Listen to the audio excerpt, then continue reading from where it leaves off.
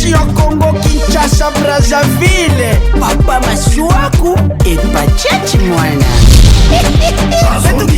Maman, est-ce que battle? Papa Masuaku Kani Congo. Azondi Mango. Masuaku tu veux Kani Mandanger. Azondi Mango. Afrique, Europe, Amérique, Asie. Azondi Mango. Parce que les gars sont des msouka. Bon, ça va très bien il y a criminalité dans ça là. Alors, ngai donc ça m'a sonné la question d'intervention, il y a un criminel. Il y a pas criminel ni sur ça là. Mais papa, j'allais peine à continuer à kata église. Je peux parler même dans pas que nous y pas que moi dans la cap criminel. Pour ça la kaka semble. Mais si on a reçu de l'information, bon qu'il ne peut intervenir. Mais Coco, tu as des relations. Adi bien, franchement, mais moi je t'encourage. Hein. Je t'encourage aujourd'hui dans la vie. Les gens doivent comprendre, voir quelqu'un avec des locks. Là, on a dit que Yom Toko gagner le concours. Franchement, parce qu'il y a qui n'a projet, mon co, ils a vraiment, il y a bien. Projet, non, mais là, ça qui est aussi, mon projet, on a tina vendre la caméra pour mon ba prière ça qui n'a bien na ba motivation donc ardi salaboué salaboué donc si boué salaboué on comprend na ba porte où yo fongolele nga tina sali concours on a simbi pour gagner le lot comme bien mon frère. Voilà le projet net il faut signer ma contrat on a bien pour associer ba avocat ou yo moté parce que contrat est zéro il faut qu'on revoir en plusieurs reprises. Pour la star les a passé moi monsieur c'est nga bien il faut les dans la classe c'est ce que je dis. Moi les gens on appelle ça maman nanga merci hein. Si je suis ce que je suis aujourd'hui c'est grâce à elle. Tu comprends? Mais nous comprenons que chaque jour mère azolela chaque jour aux agol contrôle wana yé a souffrant mère fort garçon wana combien les prison na ba cachot na oyo kendate et belo ça la mère passe pour nini alela mwana na yete alela mwana na yete ça la passe fort on a mis na kufi bo sala matanga te bo tikala ko mona te mais ba bisa bino ka ke bakunda déjà mon frère c'est normal mère alela chaque jour detinga ton na zaina matadi ça la nga pas si fort tala na ye ba bisa déjà ndeko na bino bokunda ye on comprend mon frère c'est normal mère alela chaque jour bongo amwana na ye azam aux agul contrôle wana mère alinga ki makasi tu nga ko moi je mets pas ça. Lui c'est mon frère, c'est mon grand frère Yabotami Nganalandi. Tu comprends? Son vrai nom c'était Moïse. Et chose grave, j'ai le temps de revoir vos dossiers, mais c'est aujourd'hui. Des accusations, hein. Maître, je suis pour Comité pastoral Luana, mais je vous dis non, c'est grave. Je n'ai pas de problème avec le pasteur. Je connais une seule chose, que Bokulo Nanga Indemoutou. Na évité à l'occasion de l'autre côté yenda lingangati bon kolingangati peut-être c'est trop dur mais assez plus la ngati c'est long mais cause à un problème na ba pasteur ils ont en train de maquiser qui il paraît na bomba bateau na salamabe na salabati non seulement ba accusation grave mais c'est ça que je dis il y a l'écolo et ça peut vous coûter la vie hein? Oh là là qui peut me comprendre je suis un innocent. À moins que je perds ma mémoire. J'ai une mémoire d'éléphant. Rarement. Vous imaginez que na Zwambeli na boma mutu, to na beta mutu masasi, na sala crime ou na bossa na maître. Est-ce que j'ai intérêt à mentir? D'accord, monsieur Jorvé, faisons ceci. Je pense qu'on doit se comprendre. Monsieur Jorvé. Maître. Naza pour la défendre. Bien sûr. Au moins d'être tous en la kati à voiture nanga.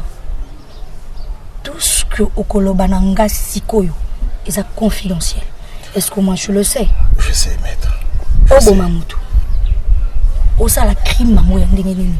Ngana ça on a pour na défendre yo et ko garder yango et je sais comment est-ce qu'on a konfungola dossier. Je vais faisons ceci. Fungola mutema na yo. Expliquer nga.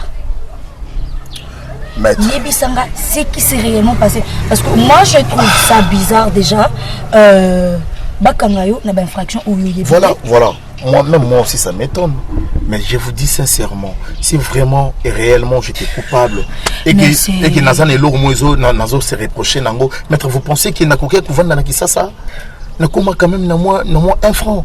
Vous pensez qu'il n'a pas tambola librement comme ça moi qui se sens coupable je me reproche de rien maître. Je me reproche de rien. Oh là là. Monsieur Jory. Maître. On va commencer par faire ceci. Te déposer plainte. Parce que moi, je n'aimerais pas que client n'anga.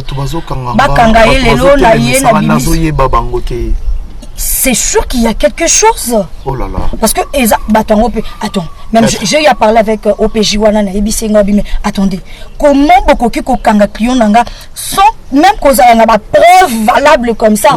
Voilà. Ils me disent qu'ils ont des photos. Ils me disent qu'ils ont d'autres preuves. Bala qui sango. Mais c'est ce que j'allais venir. Maître. Il m'a dit ceci. Donc, Zawana. Liberté, liberté provisoire. Oh là là. Je dois retourner là-bas. Eux ont de preuves. Tu sais au moins qu'ils ont de preuves. Ils sont en train de dire qu'ils ont de preuves, mais moi je n'ai pas vu de preuves. Ngala pour contre-attaquer. D'accord. Moi c'est que je vais justice à la fête. Et puis il vivre librement comme d'habitude. Maître, ngai ndozomo nanga boy, na yakisasa na kimokolo boy. Navandi na campagne, na tangi ba classe nanga na campagne, koya kisasa c'était pour venir koluka vie. Maître ndako koma na kisasa nde place na kutana na mwana ya pasteur waza mwasi nanga lelo tozane ndako moko. Maître, vous imaginez na koma tina niveau na bala. Oh, comment on est vrai ça il juste de car attend ba komi na ba clan na bango et tout. Si a dit na oka pasi. Malgré tout horreur naïe, malgré tout sabotage naïa ça la cabio yebi. Parce que na ba information là deux fois ba kenda na ngana pour na ba mesure d'enquête ba kanginga pour que yé soka mona ndé ba libérenga. Mais tellement qu'il y a la loi dans ces pays, il y a un moment peut-être nga ba libéranga. Mon cher, on nous a appelé à l'hôpital parce que tu as beaucoup taillé na état moko critique à l'agonie. Razal Ghoul a été tabassé, mon cher Bakot, et Boukana, les couleurs, Boukana. C'était vers 2h, je crois. 2h. Toujours appel. Ah, bah ça qui a accident dans la voiture. Il a accidenté, il a été tabassé. Donc, ma bétail, il a évité ce bétail qui n'a pas de crime, il n'a pas de comment. Azalaka vraiment tabassé à mort. Donc, à ce qu'il y a un dernier souffle, dernier souffle. Excusez-moi, peut-être pour un terme. Taramuta parvenant ça à Tina Kaka ya Mwindu. Signe ya fin. Tu comprends? Et après quelques temps, tous ceux qui sont dans la salle d'attente, ça va bien glisser na maman. Oui, j'étais avec maman. Oh, bomoni Razal contrôle. Je dis comment tout le monde a ezaka na état o azalaki. Juste ba fongola biso ka fenêtre bo poto mon naï. Parce que tu sais bien, Razal Ghoul était quelqu'un qui vraiment recherché. Mais quand on fait tout le monde est en état critique. Donc, il faut la fenêtre parce que, à comment qui déjà sous contrôle, il y a la police. Tu comprends? Donc, c'est ce que je dis. Donc, tant que ça a Koufi, éviter même. Donc, ils ont évité que les poussent à la voir même à taper. Il y a mon cher, ta maman, maman, tu as attention. Malgré tout erreur à moi, mon cher, ils ont refusé. Hein? Chose grave. Est-ce que mon frère Bakoundé le rôle indigent? Le rôle Moutou Azali famille, Moutou Azali Boma, Moutou Azali Nini. Donc, là, le gouvernement Moutou Koundaï, parce qu'il était impliqué dans beaucoup de choses Yamabé. Et je reconnais qu'il y a une seule personne où il y a Télémena Libala, où il y a Loba qui a s'appelé Ranangate. Il m'a dit en face, c'est le père de ma femme. Et il est aussi un pasteur.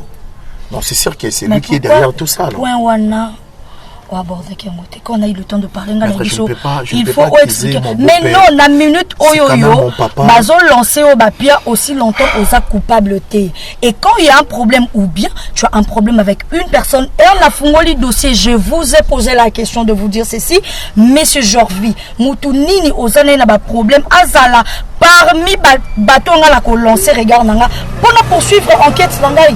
Oui bisinga. Mais non maître de ce côté là ça va. Et voilà. Je ne peux pas traduire le père de ma femme en justice. Mais là, tel que je suis là, je suis en train de voir et d'analyser. J'ai comme l'impression que c'est lui qui est derrière tout ça.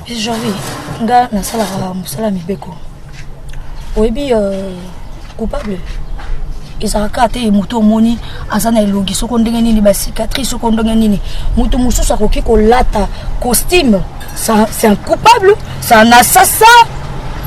C'est une personne à ça, oui, qui protéger, protéger en disant que voilà, ce sont mes proches.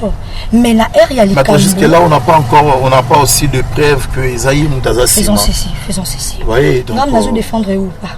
C'est vous, bien sûr. D'accord. D'accord.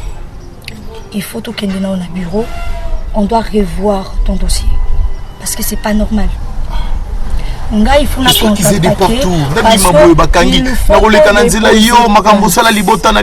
Mais maître, je me sens en insécurité. Mais c'est genre je suis un Congolais, moi. Il faut déposer plainte contre l'inconnu. Donc on mène une enquête et on va trouver une solution. Merci maître, je compte sur vous. Moi je veux que au s'apaiser. Je suis là pour ça, c'est mon travail. Aux clients, je suis là pour te défendre. Maître, fais quelque chose, s'il te plaît. Ne vous en faites pas, je vais essayer de revoir ces dossiers parce que là, deux fois, ça fait mal à la tête. Je n'ai jamais été criminel. Na salamutu mabete, na bundate, na boma mutu. Attends, gilet t'as pas manacha mutu te boene longi maître. Na bundate, na emi magamba bitumbate. Que criminalité n'a na salango wapi. Na kisasa, je suis qu'un venant. Ok, apaisez-vous. On va voir ça. Moi, je dois aller vite au bureau. Ouvrir le sous-dossier. Natala, qu'est-ce qui m'a échappé? Parce que là, le dossier échappé dans ma côté. D'accord. Je connais tes compétences. Oui. Na yebi que muta la kisangayo a ebisanga au longa batubele. Je compte sur toi. Sur ces vandano calme. D'accord. Comme ça, je vous dépose quelque part. Maître. Avec vous, je me sens quand même en sécurité. Ça va, je vais. Merci. Je vais vous déposer, c'est bon.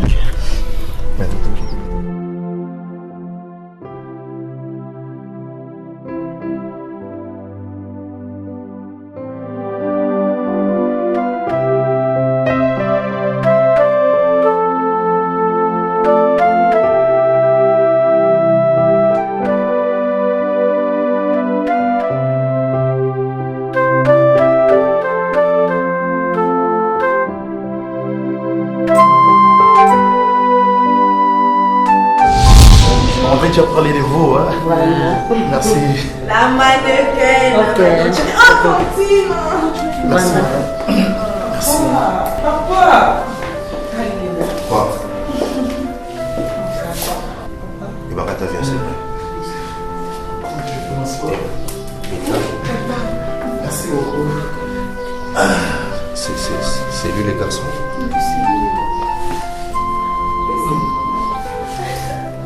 Hein? Nous sommes en sécurité. Je t'ai dit. Je dois appeler la police. Pourquoi? Non, mais... Je t'ai dit, je dois appeler la police. Non, mais papa! Je cours le Je dois appeler la police.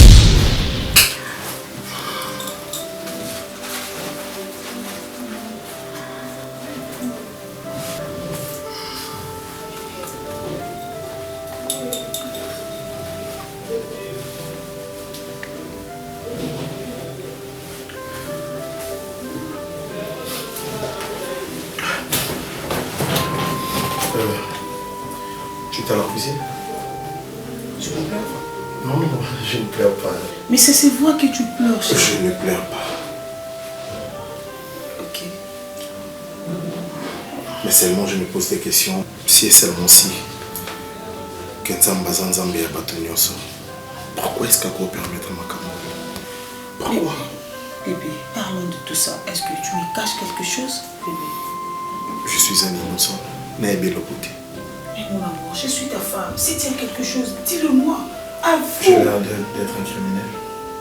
Je l'ai d'être un criminel. Je ne peux pas dire ça. Je suis un bébé là. Oui. Je suis un bébé. Non, calme-toi. Entrez. C'est du jour. Bonjour. Voilà. Mon frère. Comment? Ouais, ça va. T'es salut. Salut. Comment? Oui. Ouais, ça va. Ça va, oui, très bien. Ouais, ça va. Moi, bah, mon tout passé, mais c'est bon quand même. Ah, ok. Madame, qui est allé? Comment va les boulots? Ouais, le boulot, ça va. Enfin, ça fait des jours au moins, la volonté. C'est bon, tu as raison, mais on en parlera. Mon frère. Ok, papa, je te sers quoi? Ah, J'ai vu avec ça. Bino beaucoup à chaque fois qu'il y a beau. C'est pas normal. Soyons vraiment des humains. Oh, toi, Ira, Webi passe tout ça. Là, vous allez qui n'a où vous avez la même pas na ça ce qui n'est je vais ne pour la maman. Tu étais pour la biso, nga ko pour la nga on la bilier na ba maman dit. Profession exate, de l'eau moins exate na ndaku, donc mako ba benga ko yo aime soit pas. Mais il repose déjà ma grande fille, c'est pour ça. Ah, ça maman sika. Maman remplaça maman na kati ndaku. Ba maman remplaça maman te aza maman nanga. Aza maman ya mobali nanga, aza maman nanga. Quand aza na passe, je dois compatir avec. Maman no la lanzala kufa nanzala maman ya mobali no lia. Ni yango yango ba bokilo ba monela bi. Soki na sur retard à 2 semaines, soki 2 semaines on dit ma provision ande à monelinga la. Il y a ab 2 semaines baliaka, ba musaki esamba di tume esamba akobangala balia no makasi na. O banga bika to ba sangote. Ata TV la ki sata to tourner na courante. Ba to quartier ba olubati. Criminel azaka. Je te permets pas. Oui, mon pémi. À te permettre de sauter stoyebi. Et c'est l'obama déjà. Il y a na bala na famille criminel. Ba pe makasi. Yango atsako atambelite. Atembele pendant il est bilamba wa tembele. Et criminel. Ya. Wele ki criminel to wele ki to criminel na mo bombe na kati fo suisa bon. Ba ko kango chance ba criminel. Chance ko poka kufia. Vous savez la loi moto. Et casser un criminel, il y a un double mabatunde. Il y a petit cabane. Il y a au cosina qui n'a pas bilamba. Mais mon taïba il a besoin d'aller comme vous. Il y a mon bali na. En fait, maman bon. Boutique la ngama kimia. S'il vous plaît. La vérité blesse mais reste la vérité. Maman bon t'en fout ta kaya moi. Sinon tu yonde mon. Loi moto beaucoup c'est plan na. Ngaso na komika o mwana mundu yibi biloko. Merci.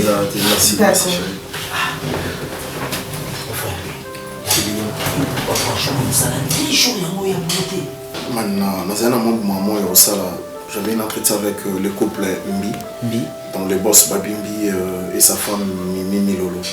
On va à Londres, à Birmingham. Il fallait qu'il bayakin, donc il fallait qu'il y ait un cabane, un séjour, un bango, un place pour loger bango. Mais le chef est au courant. Mon frère, j'avais dit au docteur Raïs. Tu sais, il y a un problème avec toi. On est comme Kamato. Moi si Nayo. Je sais. Mais attends, on ne peut pas le battre de Lengi. Non, et ça, moi, les gens m'ont bêté. Moi, si je travaille, mais on aura fait quand même mon temps, mon pépé, non. Mais tant mieux, on a l'impression de non, ça non, tu vas quelque part, ou soit moi. Malheureusement, mon ami. Papa, attends, je. Non, frère, yo, mon frère. Allô, s'il te plaît. Oui, allô. Non, j'ai des problèmes un peu sérieux. Il faut soigner. Toi, tu as toujours des problèmes. Yo, ça la garde un problème, papa. Man, comme des salaires de l'eau, c'est qui comme ça. Non, ça les autres on a plus mon petit camarade. Ça, c'est pas mes histoires, s'il te plaît. Comment sinon, comment madame Azabi? Madame, elle va bien. Quand tu avec tes boucles d'oreilles, tu dois me lever. C'est son style, mon frère. Ah. Moi, tu sais quoi, il y a un problème. Moi, je ne suis pas une hypocrite. Moi, il faudra pas ça. Tu ne vas pas me dire que monsieur vous avez hypocrite. Non, je ne sais pas dire que tu es une hypocrite, mais chacun de nous a sa façon. Bonjour, maman. Tout fait pas bonjour. Maman. C'est quoi, Nalobi?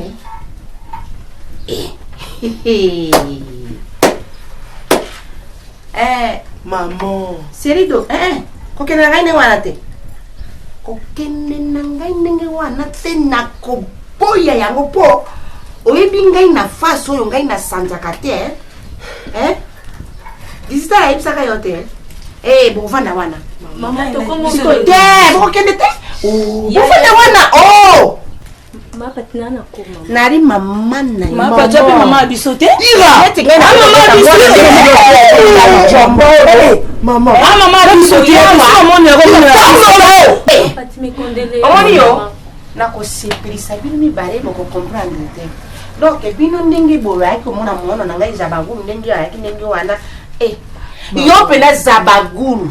Atelemi pena na coin. Yo ira. Yo. Okoreka na era kona bino abengi yo pe yo boy Mama nandoli. Olobi na koya Samira. Na sepela na wazangulia ya soko ko bana ngana bana ngata ye.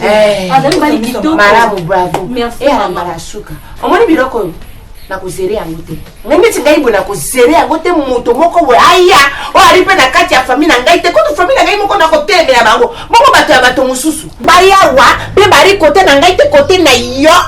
Pour ba finga mémoire ya mwana na ngai. En tout cas ato kana kote wana pas respecter yango. Ngite mama. Na ari mama ya kimine. Mwana na ngai aki moibi. Mwana na ngai aki assassin. Mwana na ngai aki qualité tout. Bopesa ye na ndimi yango mais e ala mbala na bino ya suka serido mama nanga biloko na yoyo bitura njombo na yoyo zere bango malamu mpo ya mbala mibale misato minei eloko na kosa bango bokende mama tinde condoléance mama irato kende tala bokende koko na ye condoléance ndire bobosani ko nana sabi ko bamesana na ngai Bichi. Comment mais ça n'a pas été. Ndenge nga koti na bino sala loko ndenge il fallait que ça là. Mais bino ko sala on ndenge na bino. Wana boluki bolu sanga ke bino pe boko mingai. Bon on va chacun ni.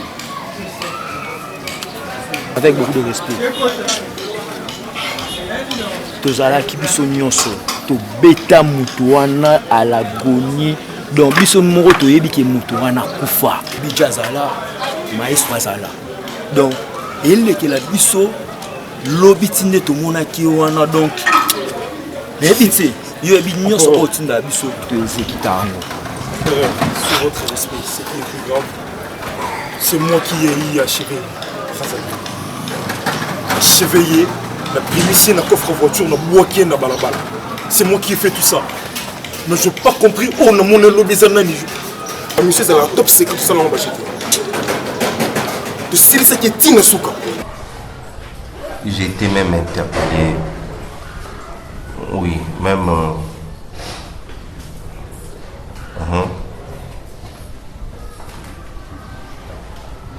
Oui.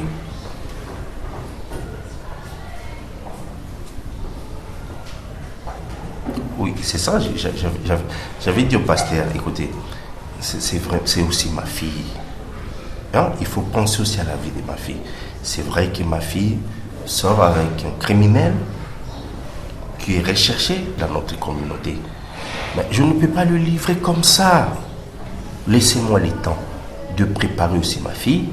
Je finis toujours par le livrer parce que moi aussi je suis touché. À chaque fois où je vois le Messie, il y a quelque chose qui monte en moi. Je me souviens directement de tous ces gens qu'on a perdus. Et tous ces grands hommes de Dieu qu'on a perdus.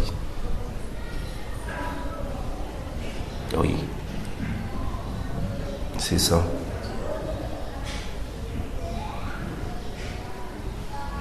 Oui, je sais. Je sais. Il n'y a rien qui m'échappe.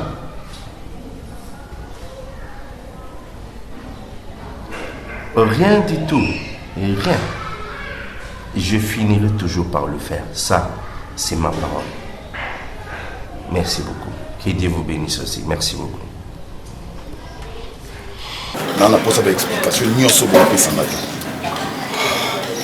et donc, on a besoin de psychologue. Vous avez l'adresse.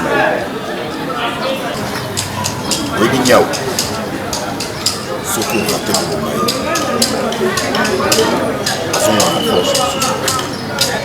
Alors, accordez-moi une seconde chance. Sinon, vous allez regretter pourquoi est-ce que vos mères n'ont pas gardé leur petit serré. Dans une cage. Où est le rapport? Sinon, bandez-les les sous. Vous allez regretter pourquoi est-ce que vos mères n'ont pas gardé leur petit serré. Au boulot. Au boulot.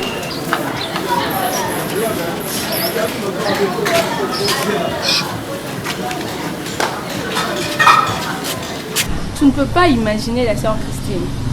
J'ai vu ma fiche, ma photo, il y a Mobali, il y a notre sœur Milka, ma commis Razalgoul. Son vrai nom, Razalgoul. Et puis aza assassin bazo dans ti babambi ba fiche c'est parce que bazo luki ça y est par rapport à meurtre à ça là. En tout cas, je bénis l'Éternel, je ne suis pas la seule à voir ça. Moi aussi, la sœur Christine, je vu ça à la télé, je regardais ça. Donc, afficher ma photo dans le sens que tout le monde a qui n'est pas annoncé directement dans la police parce qu'il y a des criminels. Donc, je ne suis pas la seule. Quand vraiment j'avais vu ça, je me suis posé autant de questions, je me suis demandé comment est-ce que sœur Nabiso a beaucoup en a situation pour pourtant ma balani déjà. Sérieux, je manque de mots, je manque vraiment de mots. Mon Dieu. À la télé, mais apparemment le mari de sœur Milka s'appelle Jorvi. Sœur Christine. Non, son vrai nom est Zayangoana Razal Boulouana. Tu es sûre que c'est que tu as vu? Isaïe. En plus, balobi mutu oyo akomona ye. Bon, ça est mon récompensé. Moi, je suis prête. Je suis prête que tu aies dénoncé et rôle bana na rôle like ça parce que tu as zalaka. Pas ça. Oui. On a une autre détruire foyer pasteur. Bon, il y a foyer. Tu sais que le révérend est connu partout. Tu ne peux pas faire ça. Vous êtes venu me voir. Vous avez parlé, c'est à moi de trouver maintenant une solution. Nous devons savoir ce que nous devons faire maintenant. Oui. Moi, ce qui est important à faire, c'est notre sœur. Mets-toi à sa place. Abali Kuluna, Abali Mutabomarabatu. Parce que ce qui est au fond, comme tu dis là. Tu ne trouves pas qu'au gâché famille, il y a sœur Milka. Et révérend, tu vas les mettre où? Il s'agit de la vie de notre sœur. Je trouve qu'on va faire ceci. Nous irons voir les révérends. Comme ça, on va parler avec lui. Et je crois aussi que si c'est ça il a passé à la télé, comme tu as dit qu'il y a des affiches comme ça, c'est ce qu'il a déjà vu ça. Oui. Nous irons calmement et nous allons lui parler. Oui. Okay. C'est aussi une très bonne idée. C'est bon. Ça ne sert à rien que tu ailles voir ailleurs ou faire quoi que ce soit. Mais c'est bien bon. Mais je suis prête. Calme. Parce qu'il y a des gâchés bien sûr on a biso. Une sœur humble. Maman. Nous avons ngai lokola mwana na onde fuza baliki na ngai mama wana ni mwana ko wana conseil ko pisa ngai pira kitsa loko bango empoli eko mona na tena famille na bino papa na bino ba edika bino mamu te to mwana ya buya kolumba kuna titi aya buina ndako ya mono na ngai digitale po abara yo mama na rene po afinga ngai mono na ngai ndenge akufa ndenge akibandi mono na ngai akokani pena bango te soki penda aki mono mosi me bere tani ngai aki mono mobali bogaso bakofinga ngai mono na ngai po na nini na problème ngai na bango to ali na problème oui bien éducation c'est très bien maman na biso Jenny Bader atikala jamais kolakisa biso qu'il faut to manquer ba parents baninga bayebi maman ndenga azalaka amema biso na armée moko boye nous se fasse redresser Ira Samira bossa genou devant maman pour senga pardon ozo fingisa Bader ozo fingisa ye éducation nini boloko tsango wapi boye bisanga boloko tsango wapi pardon ma pati Nabi bofuka. Tika maman. Maman. Na bafuka. Na bafuka mite. Mono ya sa tei deza okurubane te. Tika bano basi bakenda baba ngalisu mikoro te. OK? Na pe na tina pe bafuka na ngai tempo na pe na tina na bango pe te. Pardon baza bana na yo. Pardon. Ndinga za ka mwana na yo ndebi bango baza bana na yo. Pardon ma pati. Faut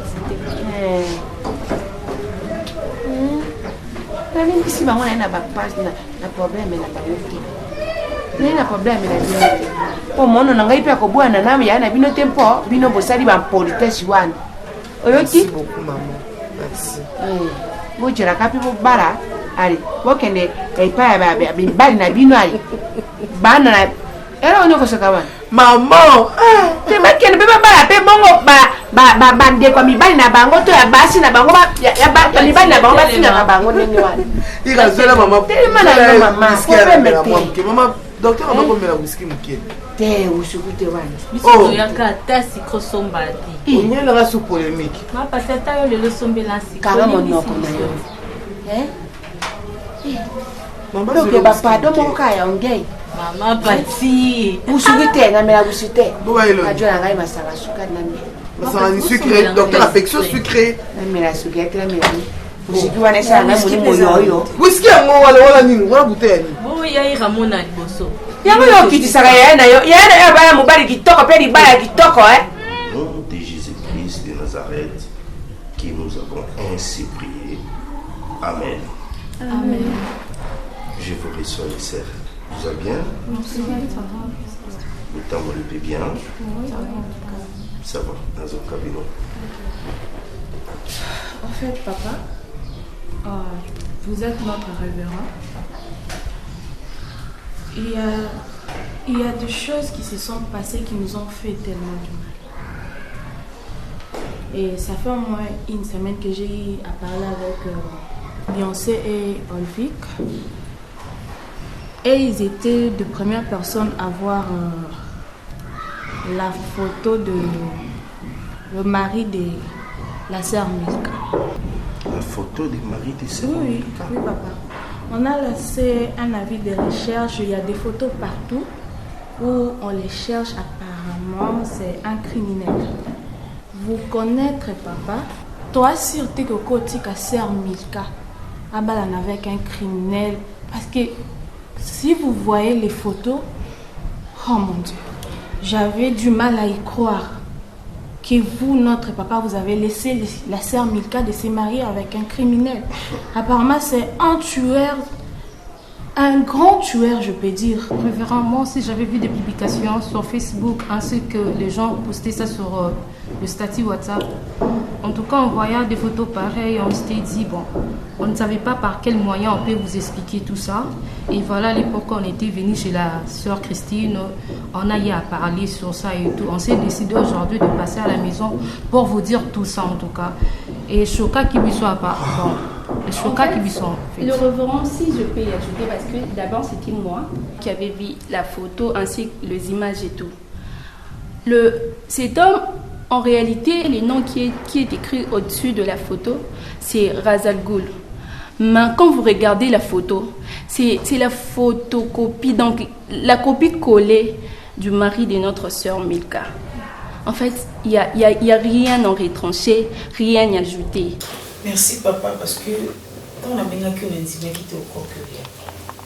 On a un souci ici ces derniers temps. Ceux peut-être qui ont informé parce que j'ai envie à moyen qui t'ont informé. Baouti Kangaï il y a 3 jours de cela passé. Et pourquoi? Ces derniers temps, ceux qui ont bima. Donc ça a pris du temps. Ils ont eu ceux qui ont les canaux, c'est là, moi, quand ils sont enquête et tout, les policiers, les policiers, oui. Et puis, c'est là, quand ils premier tour, ils ont Razagoul, si c'est Razagoul. Et comment ils ont mis les sous-tombes à Kangaï, ils ont kangé à Razagoul. Parce que les Razagoul, ils maintenant ils ont le été. Papa, quel que soit le problème aujourd'hui à Zalango, les passés na yé, nous avons accusé na tout, meurtre, na assassinat, na enlèvement, na makambo belé à ma bé. En fait, je sais pas, on est un tout petit peu jovial. En les regardant, sa manière de se comporter, sa manière de réfléchir, c'est vraiment difficile de croire à ce que à ça la rabilo cause au bas. Car j'en vis plusieurs fois meurtre et tout, mais pourquoi est-ce que vous avez de départ en remonté? Je ne voulais pas parce que quand même à Zara. Tu devais, moi je vous avais dit, lorsque vous avez des problèmes, n'hésitez pas, dites-moi. Donc c'est lui vraiment, Razagoul. Il n'est pas l'homme dont vous croyez être. C'est un criminel. En plus, il est recherché. Il est recherché vraiment. Et vous avez des photos? En fait, la photo, oui. Nous avons des photos ainsi que des images. Oui. Je place ici? Oui. Tu peux montrer des photos. Ben... Oui. Papa, moi je pourrais aussi ajouter que oui, nous voyons que dans la Bible, il y a Jésus-Christ qui a choisi d'aller au ciel avec un voleur. Mais Arrivé au point que vous, notre pasteur, acceptez un tueur dans votre maison, papa, écoutez, là, écoutez, on mes n'arrive filles. pas à s'en sortir. Écoutez mes filles, vous êtes des enfants de Dieu. Oui, papa. Et je suis dans la joie parce que c'est entre vous, c'est dans la famille. Et Sœur Milka, c'est votre grande sœur. Ce que je peux vous demander, c'est que nous sommes des enfants de Dieu. Vous devez savoir que Dieu a sa façon de faire. Zambia qui peut permettre batumi souci ma beba les canantela la biso pour babongo la mitema. C'est ça notre rôle, c'est ça le rôle de l'église. Et Jésus-Christ a yakakate pour na batamalamu. Et aya beaucoup plus de pour na batu ya mabe. Enfin que batu nyonso ba ebiete na nzela na ye babongo la mitema babenga mabana na Zambie. C'est ça aussi notre mission. C'est un Milka qui cause la canal ou nos Zambie. Enfin que le frère c'est quoi encore le nom? Razalboul. Donc le frère Razalboul a bongo la mitema. Et demain ou après-demain à comment mon Zambie. Tout ce qui binga na bango tout ma bépembi na bisoti. Tout ce qui binga na bango ti. Il faut tout pousser bango te pembi na biso pour être en Zambie. Vous comprenez mes sœurs? Alors, dans la binez de la sécurité, mes sœurs, il ne faut pas que vous ayez les sauver en haut sous la église, vous ayez exposer Sœur Milka. Mais Botala, c'est votre sœur. Je ne pense pas que Sœur Milka a coquille coulinga, montemoko ya mabe, topi, montoki sala biso mabe. Mais Sœur Milka a cause la canal ya bénédiction, ya frère Razalboul wana. A coquille cause la bénédiction, ya frère Razalboul. Donc gardez secret, et mon Dieu va vous bénir. Photo là, où ça les fort, boutine de la mer, hein? Comme ça la cardon, comme on est béni dans ça. D'accord, papa, mais je pourrais dire encore quelque chose, toute dernière chose que je peux dire, qu'il ne soit pas quelque chose qui va venir pour détruire votre maison. Non, ça non. Nous espérons juste qu'il va changer. Il faut que nous prions tous. Nous craignons pour. Si j'ai bonne mémoire, une fois aussi, mon père à Kizaï, un meurtre, ou à Boumaï, un pasteur comme ça, pasteur bien, pasteur moi, oui. J'ai vu Mtabomaï. La défendre de tout. Un meurtrier. Oui. Parce que comme il faut se répéter, papa, t'as qui m'a bon, t'as qui criminel. Le temps est venu maintenant à l'oba. Qu'est-ce qui se passe? Mais maintenant là, Aza ici Bakangi. Non, Asa Bima qui peut pas qui oui peut pas qui a libéré parce que papa l'écoute ma majorité. Docteur, s'il vous plaît, il y a nos amis placés si quoi ou à quoi aider n'a pour la journée. Pourquoi bien si quand aujourd'hui à l'hôpital tant battu sur bande qui au boya mais nga quand même au moins na joie qui et puis au idanga mingi pour les luna comme na journée. Aidez-moi s'il vous plaît. Papa, aidez-moi parce que soyez pas ébu comme Razalboul na aluba. Mais je me pose une question. On oublie que c'est pas la première fois qu'on va jouer, donc c'est une habitude. Si. C'est que dans ces cas, en fait, qu'est-ce qui fait assez que Bakangaï Batikaï, mais alors qu'il est accusé de meurtre, il est accusé d'assassinat et tout. Oui, c'est ça le problème. C'est ça le problème, papa. Au Kangé, 2-3 jours, libéré, zor, social et tout.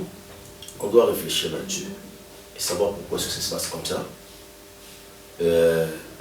La personne la mieux placée à bien nous dire tout ce qui se passe, c'est lui-même. Lui-même, oui. J'aurai le temps de parler avec lui. Arrête de te faire de soucis. Tu n'es pas venu dans ces maisons, dans cette maison de mariage pour avoir des problèmes, pour porter encore le poids, voilà. Est-ce que tu es je venu peux vivre ta poser une vie? question? Oui, vas-y. Est-ce que je vis avec un criminel? Bandeko bino bato bozuli bakwa kolanda nga na ngonga oyo to solola ndeko na ngai okende poto oza na France oza na Belgique oza na États-Unis oza na Canada oza na Norvège oza na Inde oza na Suisse otikaki papa na Kisasa babengi yo ke papa awa situation eza mobulu papa aza kobela bokono ya prostate nzoka nde toboyi te prostate tobotamaka na yango ndenge mpe moto abelaka malade ya litoi malade ya mino matoi tobotamaka na matoi na biso mais lere ebeli tolobi ke moto aza kobela malade ya matoi ndeko babengi oke papa aza kotungisama na prostate papa na butu pongi ya malamu ezalaka lisusu te baninga balali papa moke alamuki kosuba na kosuba aza kosuba 8 fois 6 fois 10 fois na butu moko me ntango mutu na butu aza kolala pongi malamu te mutu alalaka lisusu pongi ya malamu na butu te nzoto na ye kozala malamu ndenge nini talaka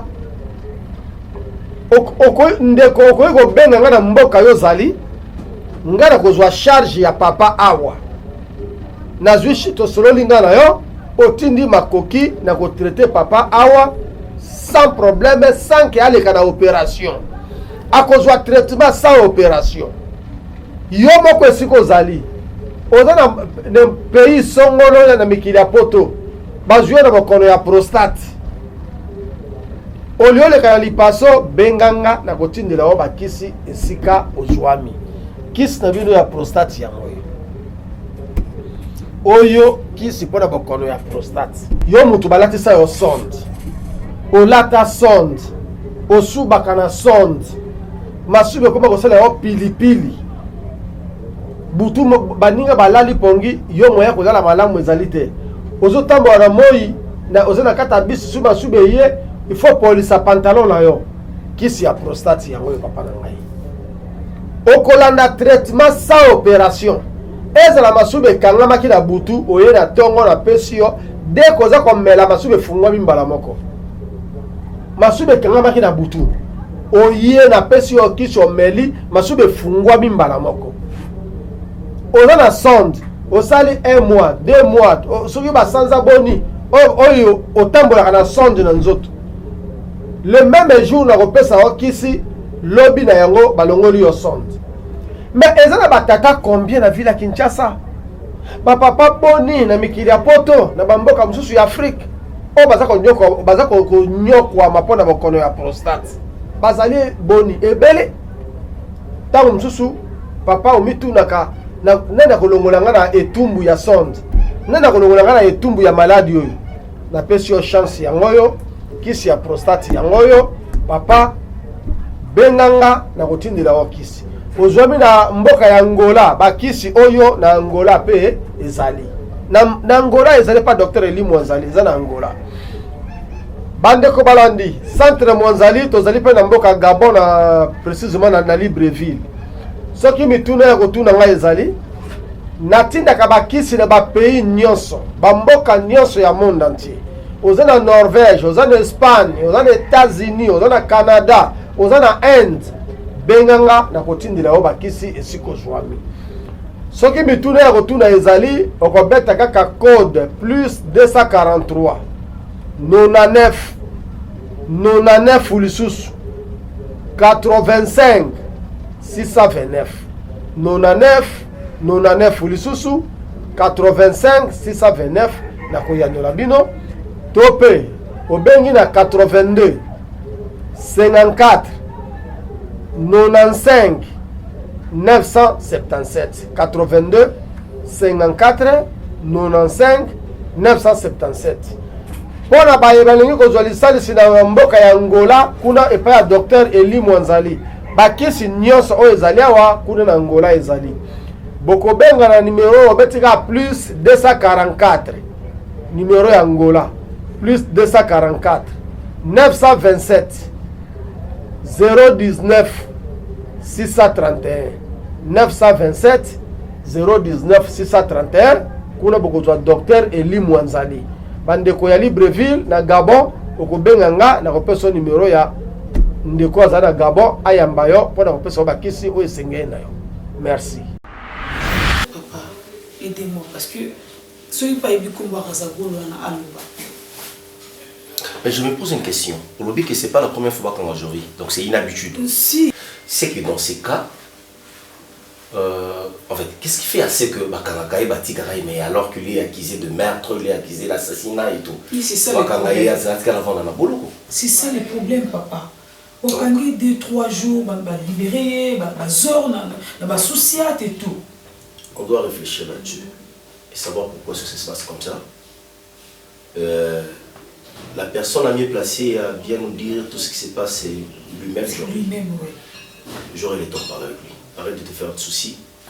Tu n'es pas venu dans ces maisons, dans cette maison de mariage pour avoir des problèmes, pour porter encore le poids, voilà. Est-ce tu que es venu vivre ta vie? Question. Oui, vas-y. Est-ce que je vis avec un criminel? Connexion Congo Kinshasa Brazzaville. Papa Mashua